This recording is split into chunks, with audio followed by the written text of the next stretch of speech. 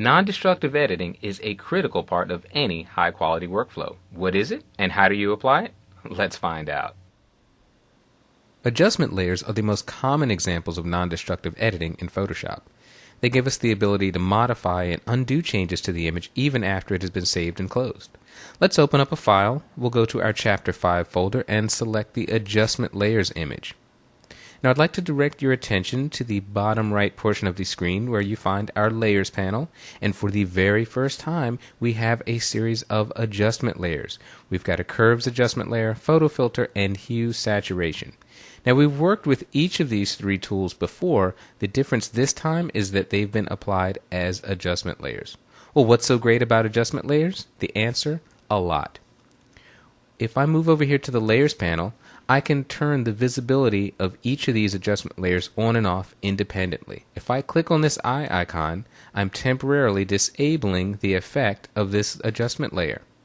I'm not throwing anything away, I'm not tossing them out, I'm simply temporarily hiding their effect. So with all three of these turned off, you can see how the image looked before I started making any edits.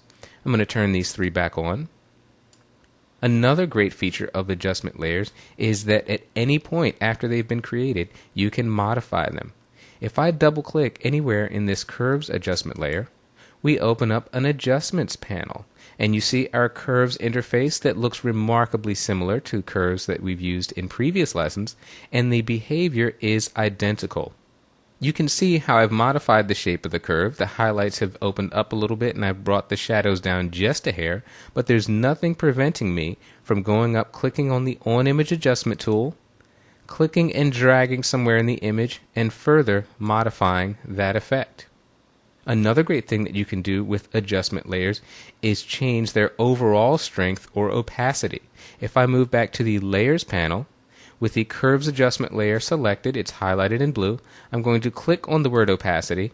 Right now it's at 100% or full strength. If I type in a lower value, 30% in this case, you can see how much that reduces the overall strength of the adjustment layer. I'm going to set this opacity back to 100%. I think it works fairly well with this image. If you find yourself completely unhappy with the result of an adjustment layer, you can simply get rid of it, delete it. If I go back down to our Curves adjustment layer and right-click on the PC, control-click on the Mac, I can scroll down and select Delete Layer. Now that layer is gone as if it never existed. I'd like to point out that in the Layers panel right now, you're just seeing small generic adjustment layer icons, these little black and white cookie shapes.